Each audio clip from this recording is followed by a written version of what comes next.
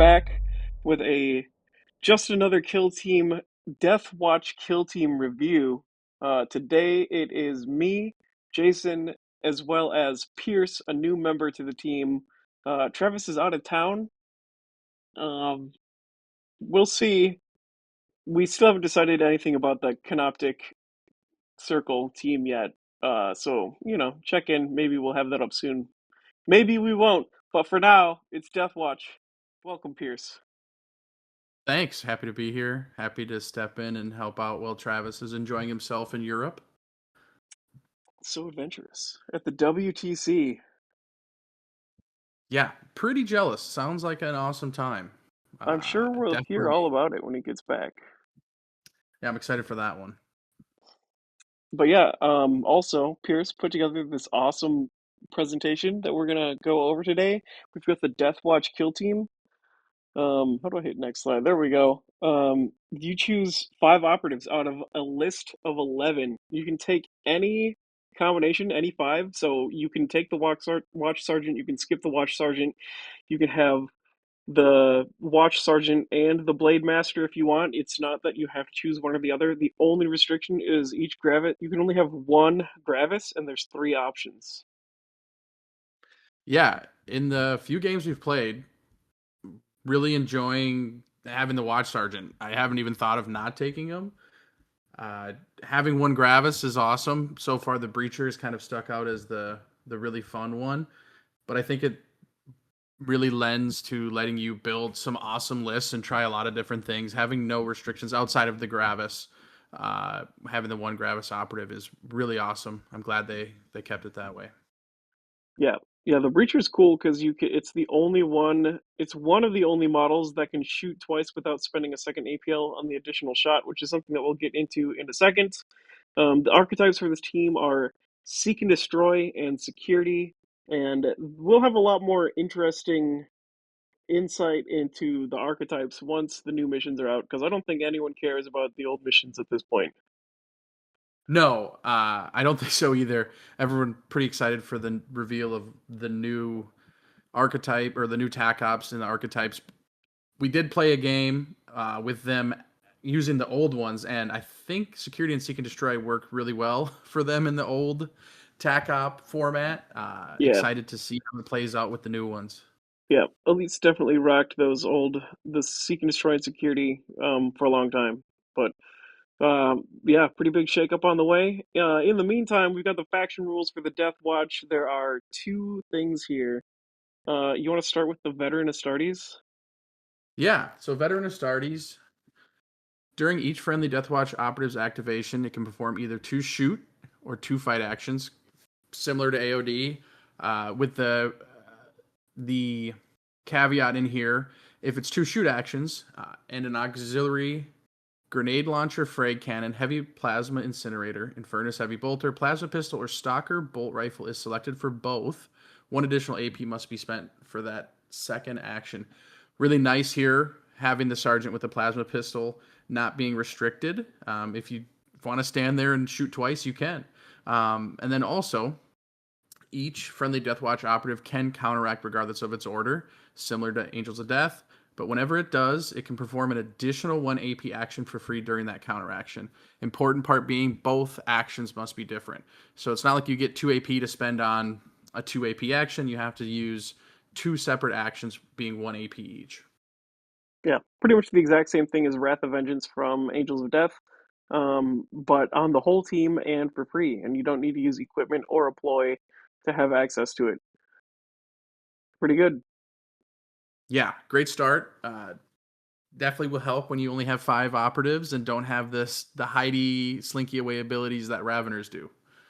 Yeah, yeah, big change of pace there. The other big special rule that they have is the special issue ammunition, which for anyone that's been tracking Deathwatch for any amount of time, this is kind of like always their signature rule. This is basically once per turning point, when you shoot, you choose one of the upgrades. You can't use it on grenades. You can either have Blast for 1 inch, but you can't stack that with Torrent because that would be gnarly. Devastating 1, Lethal 5, Piercing 1, Rending, Saturate, and Severe.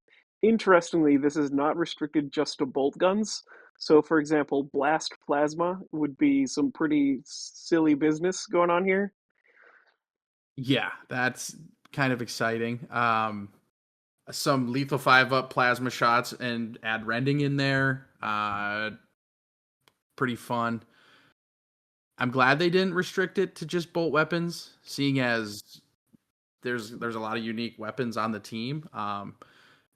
That one also kind of gives you the ability to really adapt to the situation and utilizes the five operative team, just giving you a good tool for every situation. Yeah. One of the other interesting ones, which will once again stack with stuff we'll talk about later, I think putting Devastating on the marksman would actually be pretty interesting because he's got a Stalker bolt rifle, spoiler alert, 3-5 lethal 5 crit piercing in the first place with throw a little Devastating 1 on there. It's basically 3-6.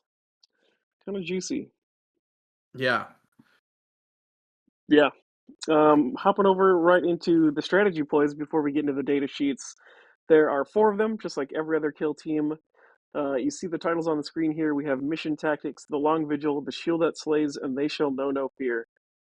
Two of these are durability buffs, The Long Vigil and The Shield That Slays, and They Shall Know No Fear is the same thing that we've seen from all the other Space Marines, and Mission Tactics is their reliability slash reroll mechanic. So Mission Tactics, you choose this as a strategic gambit, and then you choose whether targeting conceal or engage order enemy operatives, and you get rerolls against operatives with that order for the rest of the turning points. And the long vigil is just you reroll a defense die if you're in your territory. Is it wholly within or just within? It's just within, isn't it? just within. And then the shield that slays is also just within. So if you are straddling the middle line, you can have a reroll on your armor save and -1 damage anytime something normal or critical of 4 or more damage comes in is reduced. Yeah, that combination. If you take, I know a couple spoilers are out there for some of the units, but you take the Agus, which is a 2-up save, plant him on the middle line, just straddle it, and then you're reducing damage when you're getting charged, and when you're getting shot at, you get extra rolls on your 2-up save, uh, making a pretty much unkillable Marine in the middle of the field. Yeah, that's pretty gnarly. And not only that, like with the 2-up save that you can reroll, and it reduces piercing, which we'll also get into on the data card. He's got a pistol, so you can just stand in the middle, be completely unkillable, and lob shots at people. His pistol's not great, but he's unkillable, so it's fine. Yeah, I mean, if you want to get really spicy and you give him piercing 1 on his bolt pistol just to try to secure some kills, if that's what you need to do, you have that option. Big firefight ploys. Once again, we got four of them. Of these, what's your favorite? I it's not going to be great in every situation, but I do love a good flavor firefight ploy, um, especially with a lot of pretty good Xenos teams out there and some coming up.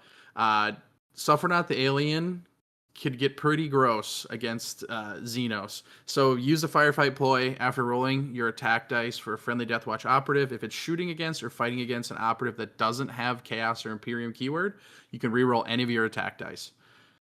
Pretty cool. I know it's not going to be great against a lot of teams, but just a fun, flavorful firefight ploy.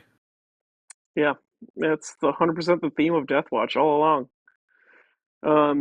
Yeah, and then the transhuman physiology is the same one that Space Marines have always had.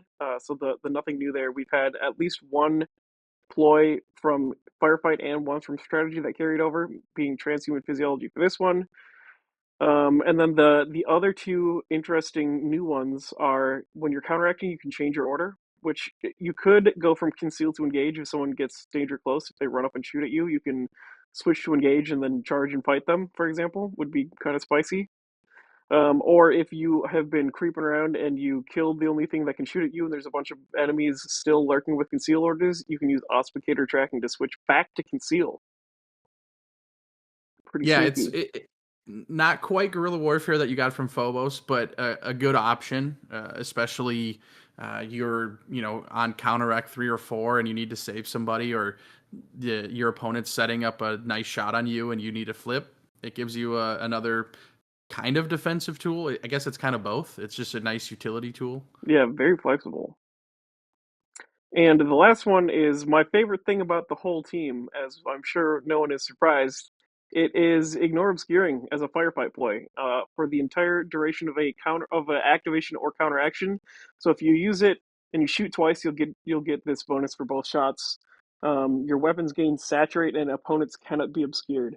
So it makes the marksman feel more like the Phobos marksman, and it makes the rest of your team all of a sudden be able to just like take some crazy shots. And unlike Angels of Death, this is not restricted to 8 inches. You can use the Auspex scan to cross map snipe someone with your plasma or whatever. Pretty neat. Yeah. Yep, paired up with the disruptor, as we'll get into later, lets you advance aspect scan for free if they're visible to your disruptor. So now you're giving anyone on your team, let's say the gunner. Now your gunner is ignoring obscuring, saturate. Then you can use your special issue ammunition to give him another keyword onto the gun, a blast. It can really make some pretty crazy combos. Yeah, you can absolutely stack the shooting on this team like nobody's business. Bananas. Equipment. We've got 4 pieces of equipment. The first two that we've got here is the ammunition reserve and the digital weapons. The ammunition reserve is once per game. You can use your special issue ammunition twice within the same turn. But you have to select different weapon rules for both uses. So you can't just do 2 piercing shots in a row. You could do like piercing and then severe, or blast and then lethal 5, or whatever. But 2 special shots. Yeah, I think it's good that it's once per battle. I think every turning point. I mean, obviously, you would just change the faction rule if you made it every turning point.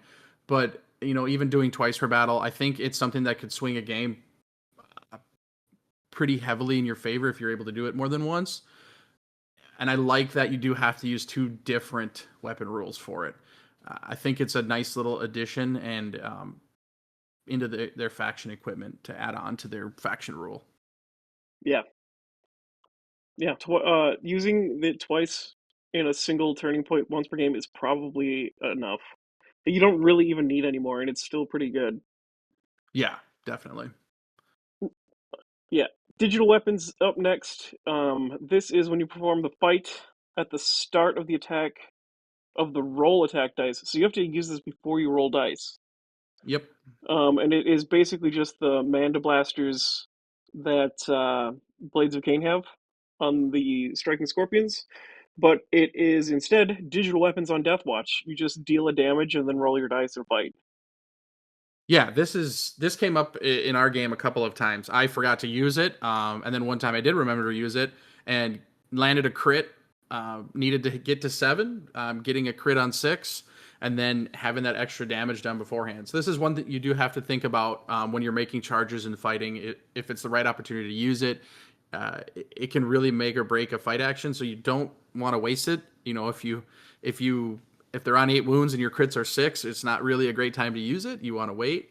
So just that is one you have to keep in mind, but it is a great tool to have, especially when you're looking at like goremongers where they're doing half damage on the first die during a fight. That's a big thing. That's one of their biggest tools, and one thing in melee that Angels of Death struggle with when they are fighting goremongers, or any team that's fighting goremongers. So a way to push a little extra damage through to get you to that 10 wound threshold is really nice to have. Yeah, big. Then we also have the Sanctus V Bioscrier Cuffs and the Scruvator Servo Thrall. Also, these two I think are significantly better than the other two. I mean, the other two are good, but the Sanctus V Bioscrier Cuffs is once during each friendly Deathwatch operative's activation. So this is not once per turn; it's once per turn per individual model. And then Yeah. you can use one of the following bullet points, which is regain D3 lost wounds, remove stat changes to your APL, and remove tokens that have negative effects like neutron, fragment, poison, and terror chem. So that is just insanely good. It's like infinite amounts of what's that Angels of Death chapter tactic? The one where you ignore APL modifiers? I think It's it's like, Resolute. yeah, Resolute. It's like you have infinite Resolute, and if you don't need it, you can just heal a D3. Yeah, kind of my example before. So now your Aegis is straddling the middle of the board. You're healing D3 lost wounds every turn if you need to. If they get a neutron fragment or poisoned or anything, you're shrugging it off. This one is way better. When I was reading it at first, my brain could not comprehend the fact that every operative gets to use it once per turning point on their activation. I was thinking it was a one use during the turning point throughout the whole team, and now realizing I can't read very well, and now know how it really works. This is awesome. I think this is their best faction equipment. It's something that I think would have pushed like AOD or Phobos into like an insane realm where you're living on like one wound and killing a bunch of dudes, but now you're healing as well. I think it's gonna be really important for them being a five operative team. Maybe this will be like a theme if we get more five operative teams where they are going to have an ability to regenerate some health, just to stick around a little longer.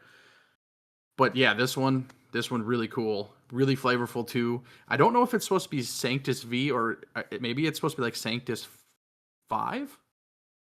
Could I be. don't know, but could be. But really cool. That one is gonna annoy a lot of people and make people a little upset. Yeah, it's like the most S tier looking equipment I've ever seen. Super strong.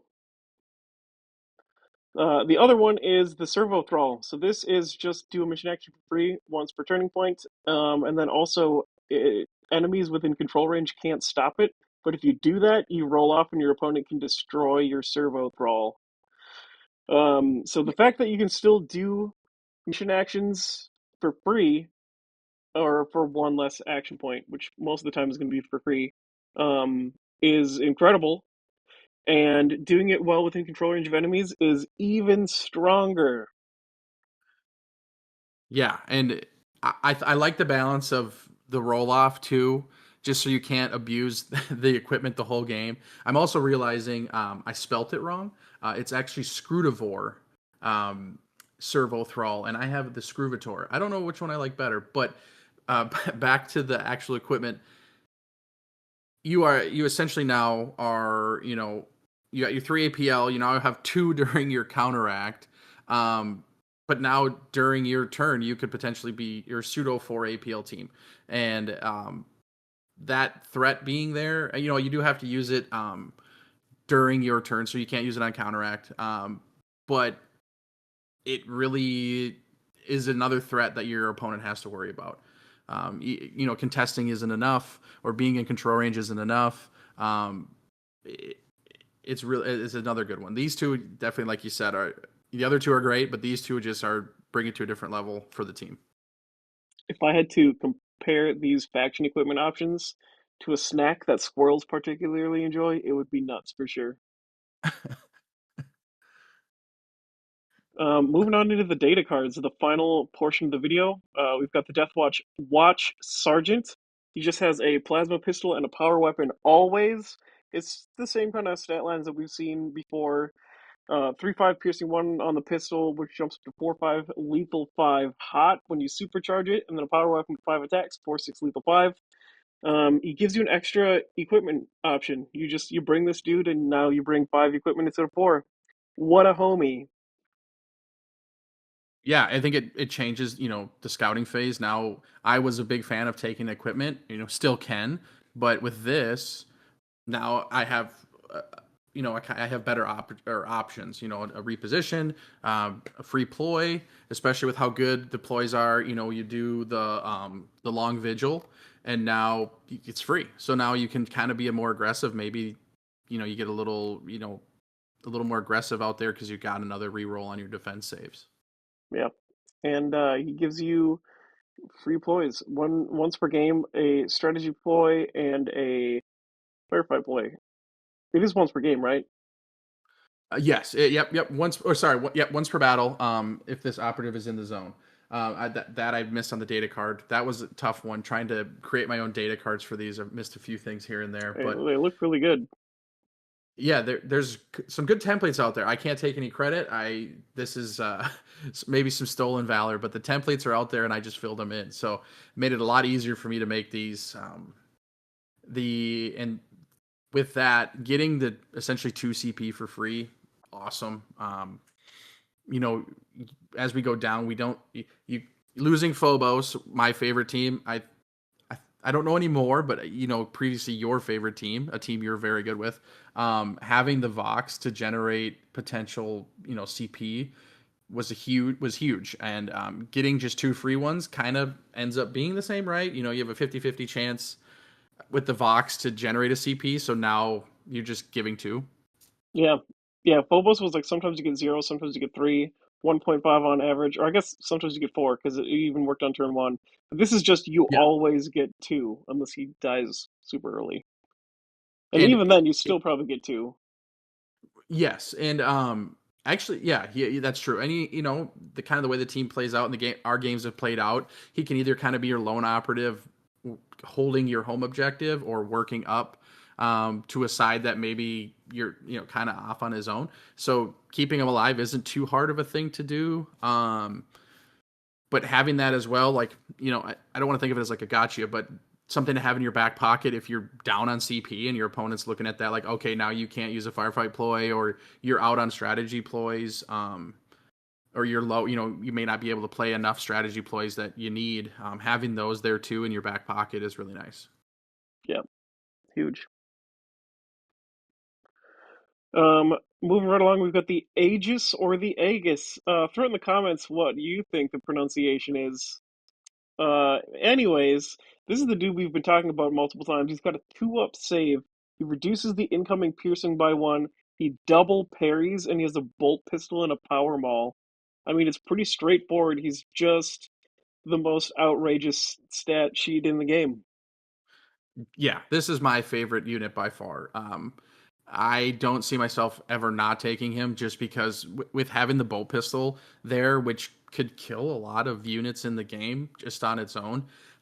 Shield, awesome. And then, yeah, 2-up save, just straddling the mid board, an extra defense roll to try to get another 2-up, reducing melee or damage for normals and crits, and then being able to heal. I mean, this guy is going to be near A unkillable menace. most of the time, unless like it happened Insanity. in one of our games where I rolled two hits and you crit me like four different times and just wipe me before I even could do anything. So there is the potential for that. Kind of looking at the strat ploys, rerolls aren't gonna come, a lot in the team, especially with you having to you be fighting or shooting, so you don't get on retaliating, you don't get mission tactics on retaliating.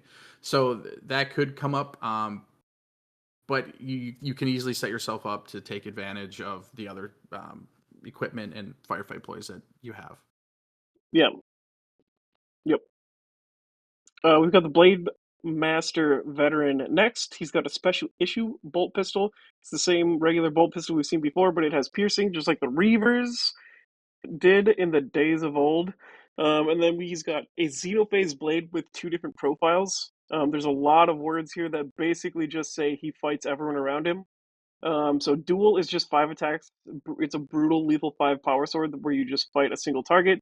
And the phase sweep is 4 attacks, but you fight every single person all around you. So you can just run into a crowd and then hit like 3 different goobers with a brutal power sword. Yeah, into horde teams, this has got to be one of your top picks. And also with having adaptive swordsmanship, where maybe you do take a wound during the fight and you don't have they shall know no fear up, you ignore the changes to the hit stat of the weapon, and then you also get to resolve one of your success before the normal order. You do have to use it to block, but it is nice when you are fighting.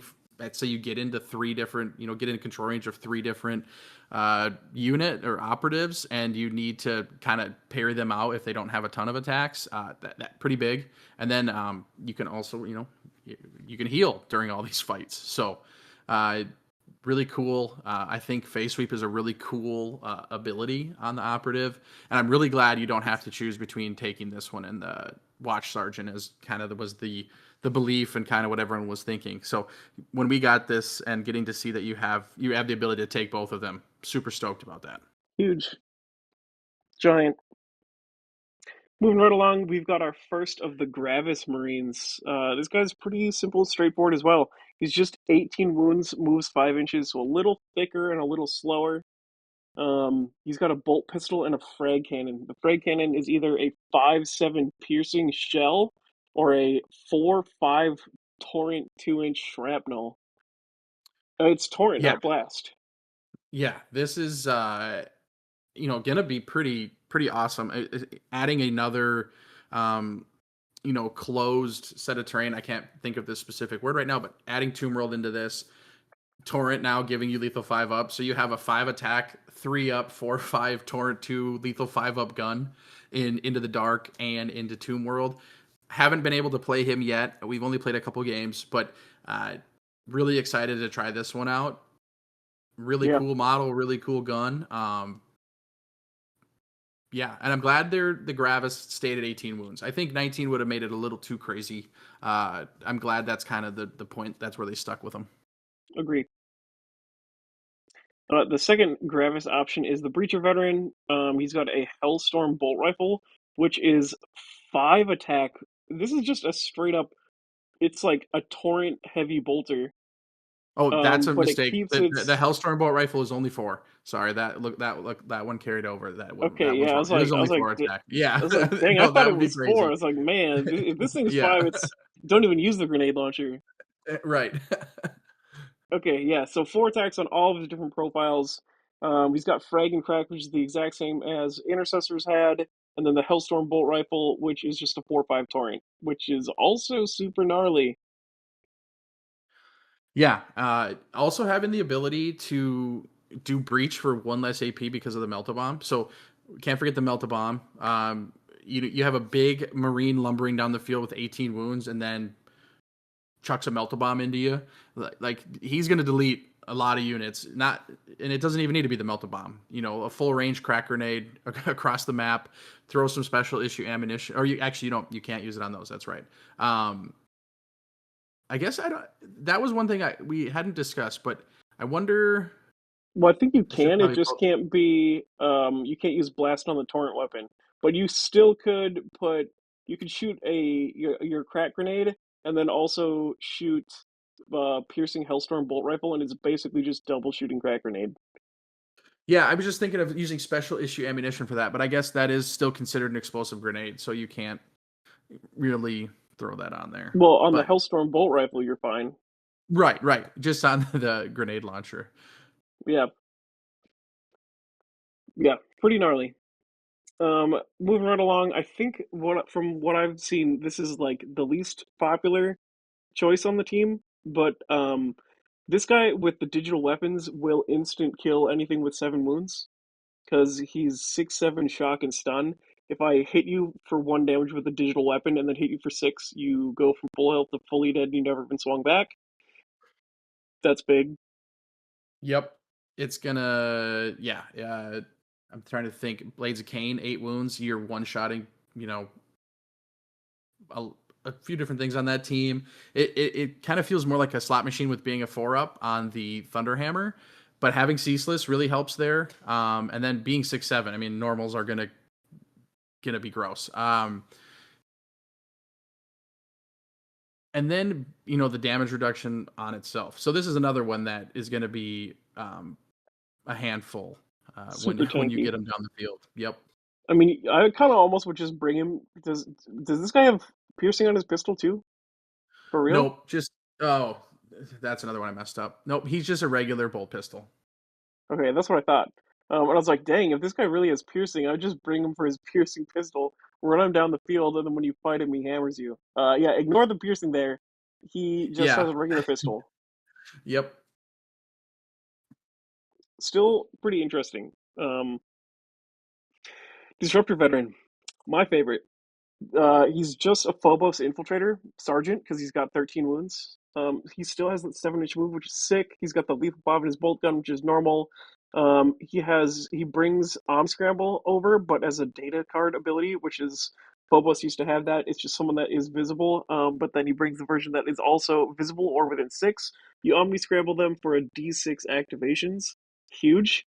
And then Auspex triangulations, 0 CP to use your advanced aspect scan.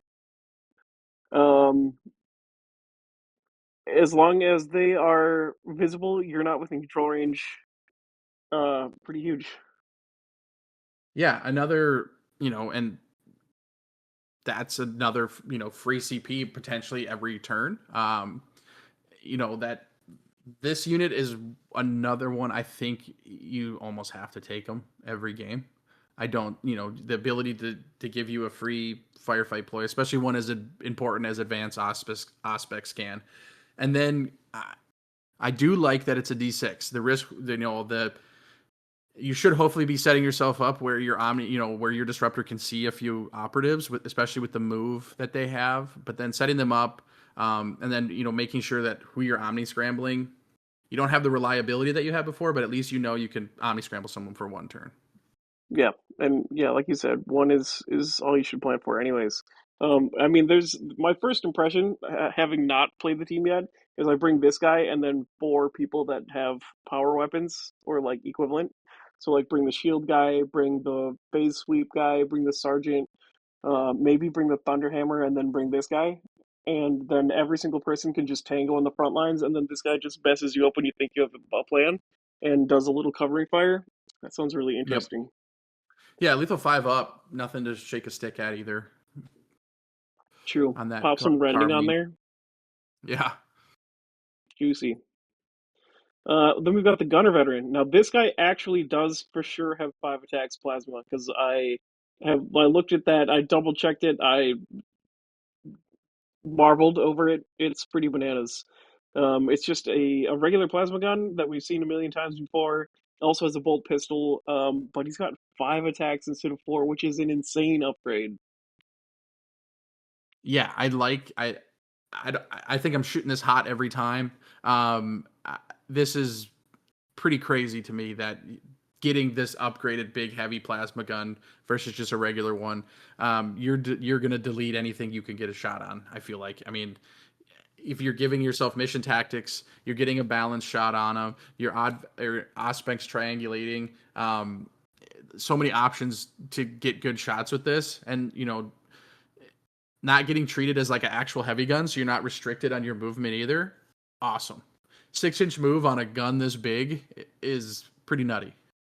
Yeah, he's going to be blasting people off this planet and that planet. Deathwatch Headtaker Veteran. He is the Phobos Reaver Sergeant equivalent. 7-inch move still, 13 wounds, fully showing off the Phobos body. Now, this guy does have piercing on his pistol. I'm pretty sure that's true. He does. Yep. So another mistake. I got to be better at my cards here. So it's a special issue bolt pistol. 4 attack, 3 up, 3/4 range, 8 piercing, 1. Just like your regular Reavers from Phobos. Same combat knives. 5 attack, 3 up, 4/5. Yep. And he did lose access to his lethal 5 in melee that he used to have with Phobos. Oh well, because he still has the clandestine head taker, which is strike twice. All you can charge from conceal, and if you charge and you fight someone that you couldn't see at the start of the activation, you strike them twice, which is kind of like the thing that made Phobos a huge part of what made Phobos so good. And this guy just having that baked in for free, you don't need to spend anything on it, is amazing. A little bit more restricted because you need to not be able to see people, but that's not a problem at all. Plus, the grab, shoot, and grab door launcher is fully just bananas. When you're Yeah. climbing, you treat it as 2, and when you drop, you ignore the vertical. Yeah. The one thing to note with it too is it isn't so that you can see somebody with your head taker, but they just can't see you. So that is one thing to think of. So it's an operative. It was invisible to at the start of the activation counteraction. So you could game that a little bit, but really cool to be able to just charge, nuke somebody, and then sit there and conceal and make them come to you. Yeah, very good for instigating because you just creep up on people and steal their spot without having to go on engage for it. And if you're hitting soft targets, it's not even that soft, like 8 or 9 wounds, you just like kill them without them ever even hitting back. Hmm. And then you take a little chip damage in the fight. That's all right. You just heal up. Yeah, no problem at all. This is this the last one? I don't know, but it is the last Gravis one. This is the Horde Slayer with the Infernus Heavy Bolter, where you have a sweeping 4 attack torrent version, and then also a focused 5 attack version. They both have piercing crits. You also have the Flamer, which uh this is 5 attacks on 2, 3.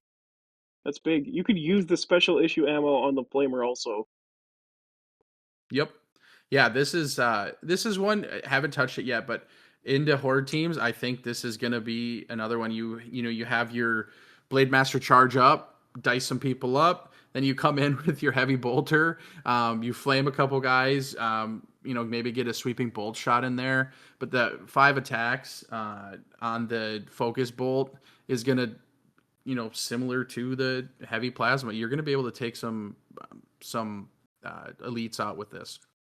Yeah, another one that'll absolutely nuke people. The shooting on this team in general is crazy. I guess the other thing I would think about doing would be put the shield guy on the middle line and then have 4 guys sitting in the back just shooting everything that fails to kill the shield guy. Yeah, yeah. Then there's going to be a lot. I think there's just like kind of we talked about earlier. There's just so many different ways you can play this team. That's what I loved about Phobos. That's what I love. I like teams that have multiple teams within it. Blades of Cain having all those different options, and then Phobos having 3 teams in one, just 3 different play styles that you can mess around with. I really like that they kind of left that door open with this team, and you have 11 operatives that you can mix and match together. Yeah, it's good stuff. Oh, I lied to you. We do have another. Yep, this Is is the this last the one. last one? This This is the is the last last one. one for real. This is the Deathwatch Marksman veteran, which anyone that played as or against Phobos is going to be familiar with the Incursor Marksman. This guy's kind of like that. He doesn't inherently ignore um, obscuring, but with the rest of the rules, you can have access to that. You are a little bit less fast because you have 6-inch movement, and the actually good profile is heavy dash only, but it is 3, isn't it 3-5? I think it's 3-5. 4 attacks on It is 2, 3-5. Yep. 3-5 heavy dash only, lethal 5, piercing crits. You can still put special issue ammunition on it, and you can perform the guard action in any kill zone, so it doesn't have to just be close quarters. It can be anywhere. And then as soon as you do take a shoot action as a result of a guard, you can guard again, which is something that was deemed so obnoxiously overpowered that they had to ban it from the game. But this guy's just wheeling in, getting ready to hit you with some abusively powerful shooting. Yeah, I think this one of all of them kind of the most. There's a few that don't have abilities, but they're just got big guns, but they make up for it being Gravis or having a 5 attacks. I think this one for me is probably the most underwhelming. Going from having the incursor marksman's hitting on twos like insane gun that had no movement restrictions. One of my favorite units in the game, in my opinion, one of the best units in the game. This one probably would be the first one I would think about just not playing. Just having that heavy dash restriction on it. The 3 up 3-4 is not bad, but no keyword on the gun. Being able to guard twice is pretty cool. But with this team, I think you're wanting to be active, and with only having 5 operatives, you want to move, you want to be doing stuff, and just planting someone down and guarding is going to hurt you more, I think, than help you. Maybe. But one thing that I definitely think about is having only 5 operatives, you're gonna have a tempo problem. And if the first thing you do on like turn one, activate one is just dominate the entire board by guarding with this guy, if someone does like try to bait the shot out of you, you hit them with the ignore obscuring, the special issue ammunition, punish them super hard for it, and go straight back on guard. And it just like that's ruthless. That's insanity. And then if they do like bait out your second shot, you've just put out so much firepower that it's like you got the double shooting on your strongest. Like I mean, I guess you have lots of other strong shooting, but you've got your Yeah. double shooting out of this guy anyways, which is huge. And then after they do get through all of that, like you still have plenty of other people that shoot also. So I feel like guard on any platform is still just gonna be you move your full 6 inches and guard it, and then with your double shooting anyways, you still get the mileage, and the heavy dash only doesn't really restrict you that much. That's fair. Yeah, that's a good point. If you're taking the guard, you're getting that shot. You're getting the heavy profile. I think more for me, it's I just love all of the other ones so much, and only getting to pick five makes it really really hard. So this one, to me, I'm just like, you know what? I've had the filet mignon version of this, and this might be close, but it's not quite. Yeah, I get that. But yeah, that's it for the Deathwatch kill team. Thanks for listening. Stay tuned because maybe we'll have something up about Canoptic Circle. It's been busy and it's been kind of the time it zooped up on us. Yeah, kind of throwing this together pretty quick. I apologize for the errors in some of the data cards. I had to make a lot of them, or I made all of them myself. So there's a few errors in there, but it was really fun to do this. I'm excited to help out. Hopefully, it was okay. My first time doing this, so you can find me. I'm in the discords. I go by Plub and most of them, so feel free to reach out. I don't really have. I just get beat up by Jason all the time, so I can just tell you what it's like to lose to Jason a lot. Other than that, I just enjoy playing Kill Team a lot. Yeah, it's a good game. Thank you all for tuning in, sticking around to the end. If you haven't already, like and subscribe, all that jazz. Join the discords, comments. We'll see you there.